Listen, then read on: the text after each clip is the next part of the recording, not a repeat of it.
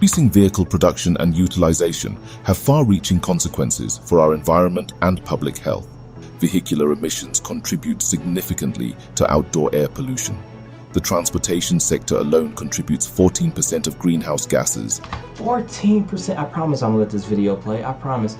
14%, the transportation emissions are accounting for 14%. You cannot tell me that there isn't gonna be some kind of carbon tax or something to motivate people to reduce it. Now, whether that be what these carbon credits end up being for, I don't know, but you can kind of see it, right?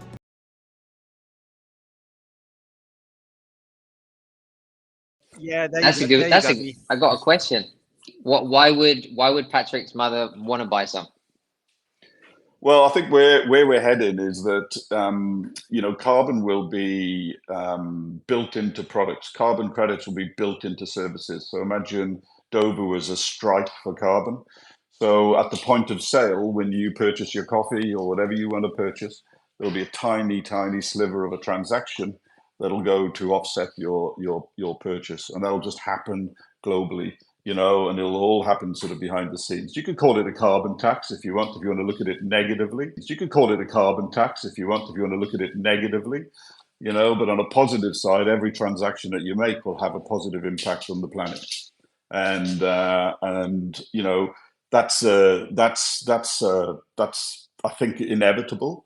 How long it'll be before it's inevitable, I don't know, but it needs to be soon because the temperature's heating up around the world. What's good, y'all? Thanks for tuning in and welcome back to another episode. And in this one, if you didn't tell by the thumbnail, we definitely finna be talking about Dovu. So this video was prompted because I listened to what I think is probably the most authentic AMA I've heard in crypto since when I first got into it. Like, this felt like a very real conversation. Now, I think part of it is because there are some other projects that were supposed to show up to this space that didn't, so that allowed them to go further into what Dovu's got going on. So I hope I'm saying it right. I believe Kaliba is the name of the Twitter account that was running the space, and then of course Irfan, who is the founder of Dovu, participated in this Twitter space as well, and they got into some great topics in this conversation. I pulled out about 7 minutes of it. Now, the whole space I believe was about an hour long, but I pulled about 7 minutes worth of highlights. I don't have the whole thing here, just out of pure content respect. So if you want to listen to the whole thing, you're gonna have to head on over to their space and check that out. But the pieces that I did pull, I felt aligned very well with some of the stuff that we've covered on this channel already. We're also gonna address some of the things I said in the last video and the correction to those. Man, anything else we need to talk about? There's so much heat here. Let's just get to it, man. As usual, before we get started, I'm just here to bring the news. None of this is financial advice. It's strictly for entertainment purposes. And if you good with that, let's get it. It's time to shake the focus up. Sick of being sick and tired. Tell me if you had enough. Yeah, it's Shook's in the building now. We ain't missing nothing. We gon' catch them if they got a rub. Alright, so I think the best way to do this is kind of going to be to chunk this out, and we'll just take it section by section. So yeah, let's just go ahead and get into the first part here. So these projects are doing all of these things all around the world, and for the benefit of all of us. So what these projects are attempting to do, and doing, is either drawing down carbon from the environment or keeping carbon where it is so it doesn't go into the environment. And that's a critical element of trying to maintain, a heat range which is going to be acceptable for humans to sort of live within in the next 100 years.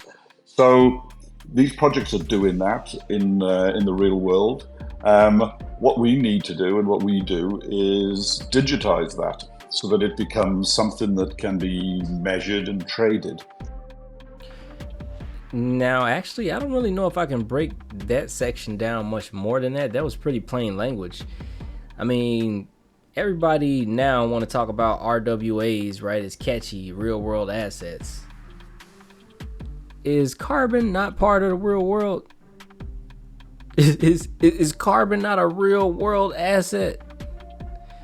And we can pause that and come back to it later, because it's, like I said, it's so much in this conversation here. We're just getting started, but this project is aiming to digitize that, which in turn monetizes it. You know, the carbon economy has been open to large projects that are well funded. And what we're trying to facilitate, and what we are facilitating, is access to all. So we need everybody to be able to participate in the carbon economy.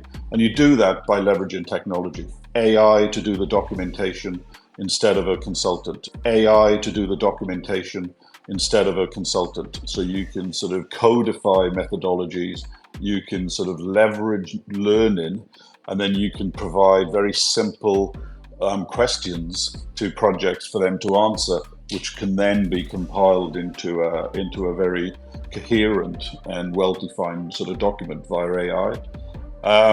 And then what you can do is do a whole list of other things. But what you've done already is that you've saved projects tens of thousands of dollars, and what used to take sort of 3 months is now taking you an hour. Man, just is so many nuggets right here. I'm telling you, this is probably the most informative Twitter space I've heard all year. Like, this is a true Ask Me Anything, and these guys had the founder of the project and took full advantage of it. Now, for some of the things he said there, you might need to be a little bit familiar with the project so far. So if you haven't watched the previous videos, you might miss a little bit of what was happening there. But what we just got was a small view into the process that's designed to make this thing seamless. He spoke of this topic before being, just something of concern or conversation for big business. But now it's easy enough and cheap enough through the use of AI that now everyday people, with their own farms or businesses can get into it. The cost cut is because it takes less people to run it. Let's continue. Where can you see us in, I don't know, 3 to 5 years? Like with what you just explained, like it's going to change the carbon economy forever, right? As we know it. Yeah, massively. Well, if you take a look, I mean, my background is farming. I come from a farming family in the middle of Wales, which is sort of a country in the United Kingdom, and it consists of thousands of small family farms. And then if you extrapolate that to, say, India, where we're working, there are millions of subsistence sort of small farms. So where we're heading really is through the use of sort of technology, the use of tokenization. We'll be able to sort of get a farmer to farm carbon, for example, the same as a crop, the same as they would sort of sell their wheat or their rice or any other crop that farm is sort of outputting. So they would have that crop, they would be able to sell it, on their mobile phone, and they'll be able to receive a token on their mobile phone that they'll then be able to sort of use to sort of buy sort of whatever they need to in order to feed their family. So you're looking at sort of digital currencies, tokenization of real world assets, digital measurement and verification via satellites and IoT devices, and all of that coming via a telephone or mobile phone through to a farmer that could be in Africa, India, UK, Australia, America, wherever, and then they get paid immediately for the product that they're selling. That chunk right there is basically just confirmation bias. It's some of the things that we talked about in this space previously, but what stands out the most, I guess, is that IoT devices and your mobile phone are now actual parts of the economy. The phone kind of has been for a while because it gives companies and their apps access to you, so to speak. But now these devices are starting to have an actual role in the financial space, which in my opinion is one of the big reasons for cryptocurrency. Remember, Dovu has, or at least at some point had, plans to become a DAO. Now this next piece is good. It gets into why they moved on, or at least pivoted from the connected vehicle space. We got our first investment from Jaguar Land Rover, the car company, and Jaguar asked me to look at business models in terms of tokenizing good behavior on connected vehicles. This was like 2016, something like that, and so that's where Dovu started. We were one of the original founders of Mobi, which is the mobility sort of open blockchain initiative. And we got really involved in connected vehicles and tokenizing behavior. And we did that on Ethereum. We built our token was ERC20.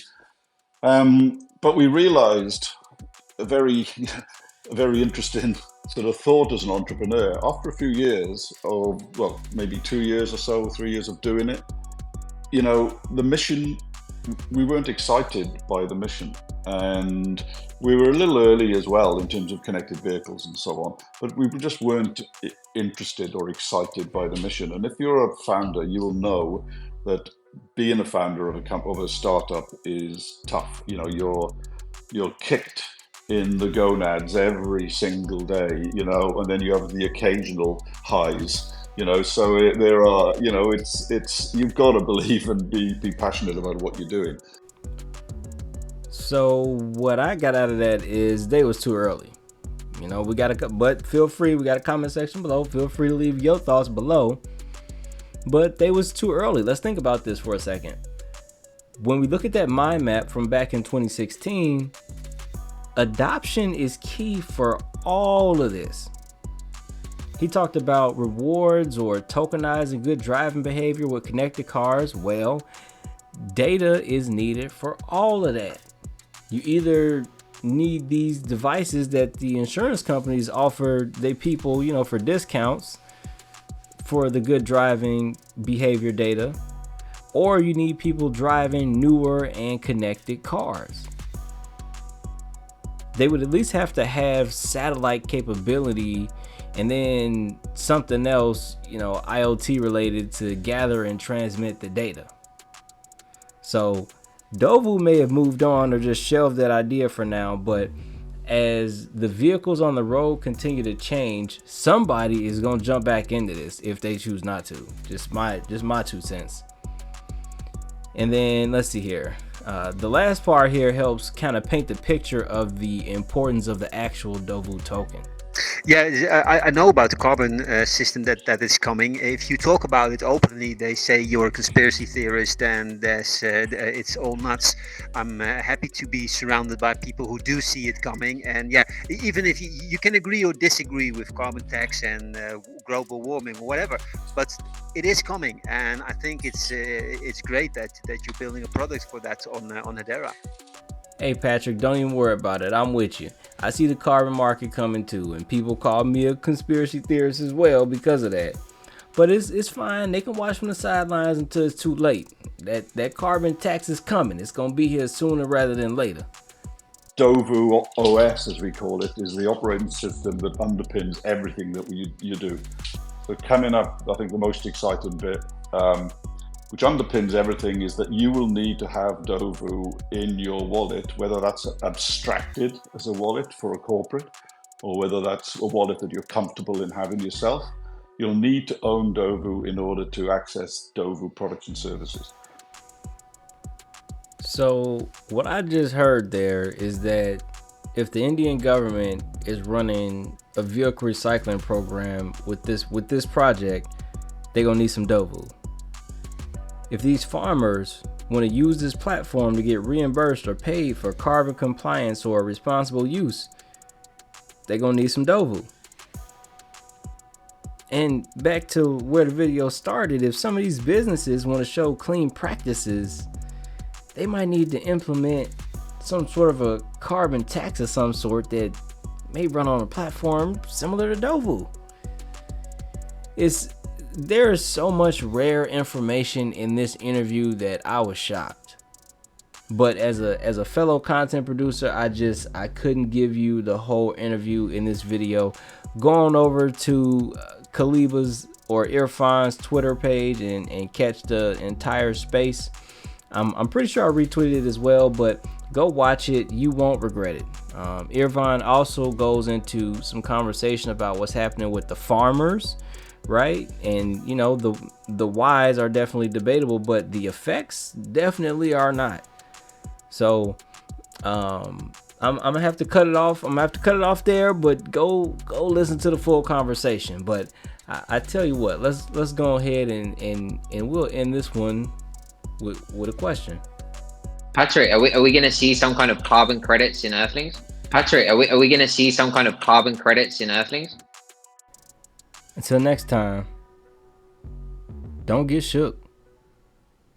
Stay focused. And I'm out.